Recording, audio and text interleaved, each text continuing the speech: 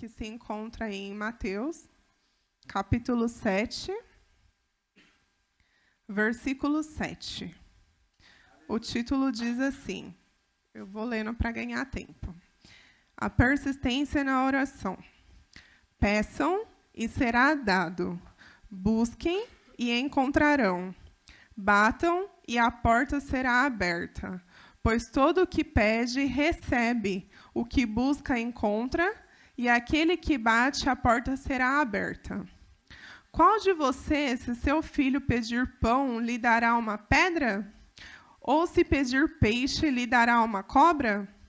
Se vocês, apesar de serem maus, sabem dar boas coisas aos seus filhos, quanto mais o Pai de vocês, que está nos céus, dará coisas boas aos que lhe pedirem. Assim, em tudo, façam aos outros o que vocês querem que eles façam a vocês, pois esta é a lei dos profetas. Amém? Eu lendo essa passagem, Deus ministrou algumas coisas no meu coração que eu queria compartilhar com vocês. Muitas das vezes a gente pode confundir esse versículo, né? Pede e será dado. Aí a gente fica pensando, né? Nossa, então vou pedir, né? Que Deus já vai dar. Mas não é bem assim, porque a gente não pode ler essa frase isoladamente. A gente tem que ler o versículo todo. Então, Deus, ele manda a gente, na verdade, tem 3 condições, que é peçam, busquem e bata, né? Se a gente pensar, são 3 condições. E aí vem a promessa a seguir. Se a gente pedir, ele será dado. Se a gente buscar, serão encontrados. E se a gente bater, ele abrirá a porta. Ele abrirá a porta. E pensando nisso, fica mais fácil da gente entender. Porque o Evangelho não é fácil de ser vivido, mas Deus quer que seja fácil, entende? Não é fácil, mas Ele quer que seja fácil para a gente. Por isso que Ele deixou o seu Filho, deixou o Espírito Santo, para que seja mais leve, né, o nosso jugo. A vida aí no mundo, ela já tem o peso, né, suficiente. Basta cada dia o seu mal. E a gente tem que fazer o quê? A diferença. A gente tem que pedir a Deus, a gente tem que buscar e a gente tem que bater na porta.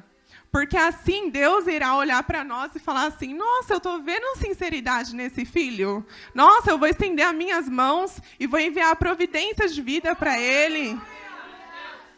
Porque assim, irmãos, a gente não fica com aquele peso. Nossa, que servir o Evangelho é aquele peso. Não é, não. Não é. O peso Jesus já levou na cruz. E nós estamos disponíveis para quê? Para receber de Deus. Mas primeiro a gente tem que fazer. Porque é uma condição isso daqui. É uma condição a palavra de Deus.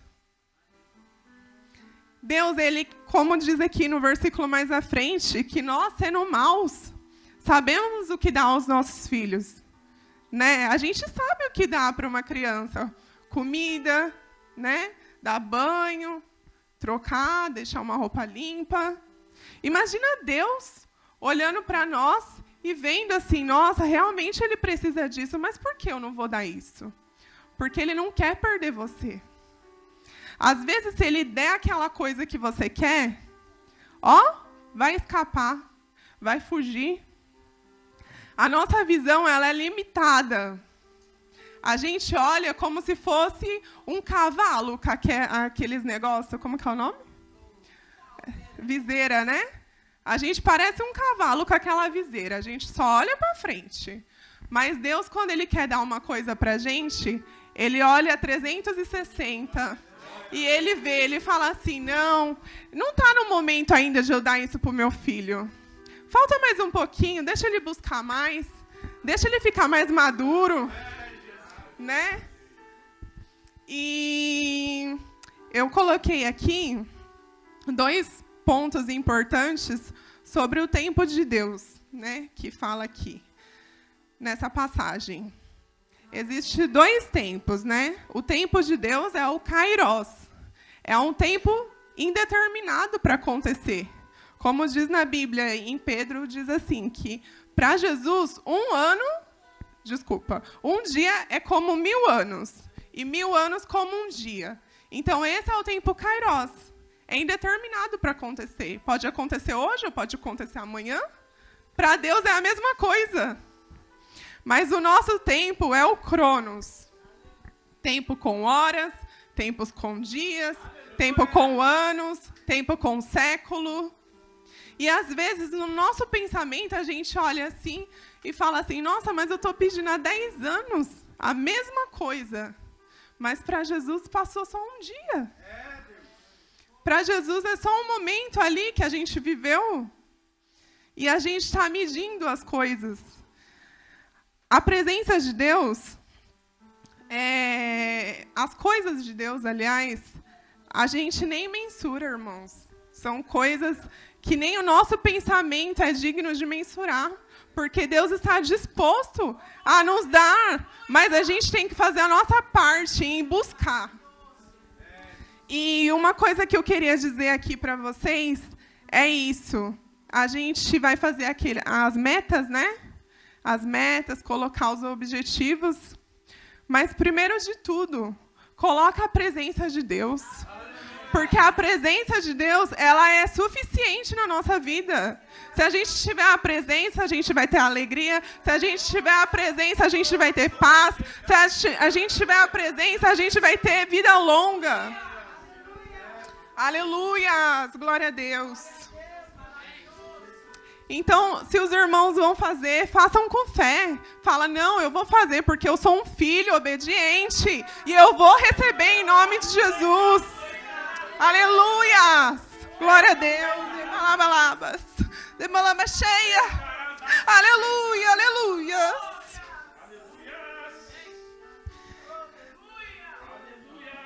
Eu queria contar apenas um testemunho que aconteceu comigo ano passado. Desde quando a gente casou, eu e o Kleber, a gente sempre fez a lista com as metas, né? E todo ano, né, a gente faz as metas para o ano. E o ano passado a gente colocou algumas metas, né, para acontecer.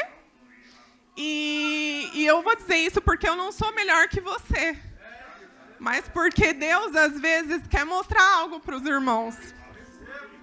E eu recebi 3 grandes bênçãos de Deus. Que a primeira, né, foi o nascimento do meu filho, que era um sonho. E a segunda foi sobre empreender, porque também era um sonho, mas não sabia, a gente já tinha colocado essa meta já há uns 4 anos, né, no papel.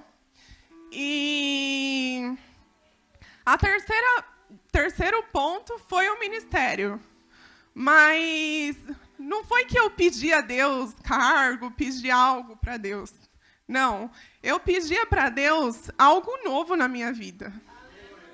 E o novo de Deus, às vezes, não é da forma que a gente pensa. E no ano que passou, foi grandes bênçãos, mas também foi grandes lutas, né?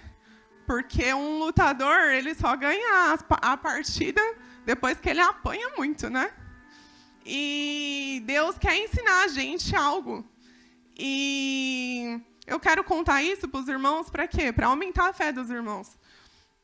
Porque a vida com Deus, ela tem as suas dificuldades, mas ela também tem as suas bênçãos, tem as suas alegrias. E para quem não sabe, alguns irmãos já sabem, mas quando eu tive o meu filho, no dia do nascimento, eu quase morri. Por quê? Porque me deu uma hemorragia, eu perdi muito sangue, e eu tive que ser encaminhada às pressas para um bloco de cirurgia. E eu não pensava em nada. Eu só falava assim, Deus, seja feita a tua vontade, né? Se for para mim, amém. E quando eu voltei em si, porque me apagaram, quando eu voltei, depois de muitas horas,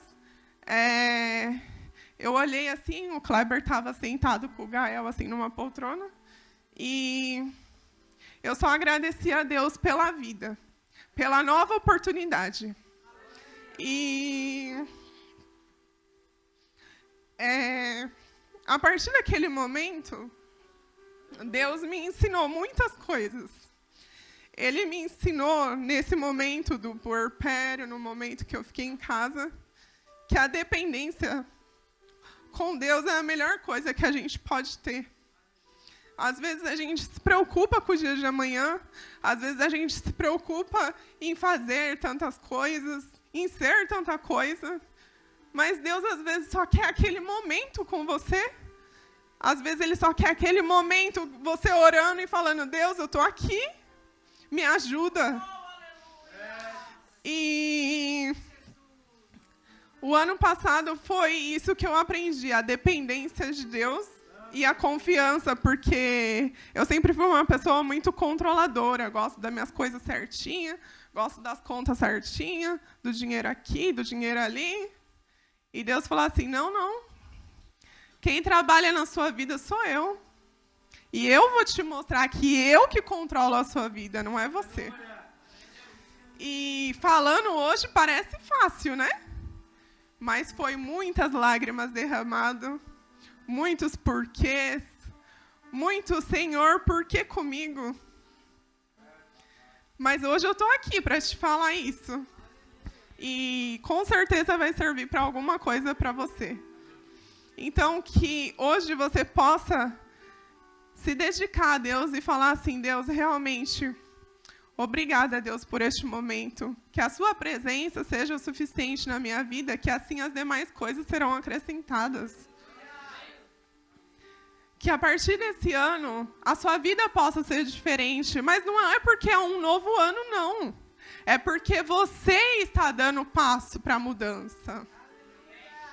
Que você possa pensar no reino, como diz ontem, como a pastora falou ontem na palavra, o que eu posso servir para o reino, o que eu posso estar disponível para Deus, porque a nossa vida aqui, ela vai acabar, mas a eternidade vai ser para sempre. E o que a gente fez para Deus nessa decorrer da nossa passagem de vida aqui? Então, eu queria dizer para os irmãos que façam planos, sim, façam, porque Deus diz aqui, se você pedir, mas também se você buscar, será dado. Mas que os irmãos possam pensar também, não só em receber, mas em dar. Se eu receber isso, eu vou fazer o que com isso? Se eu virar um empresário, eu vou fazer o que com isso? Vou ser só um empresário? Não. Eu vou fazer a diferença na vida das pessoas. Vou fazer a diferença em quem passar por mim. Eu vou pregar o amor de Jesus. Então, que seja uma condição de vida a partir de hoje. Amém? Agradeço a minha oportunidade. Em nome de Jesus.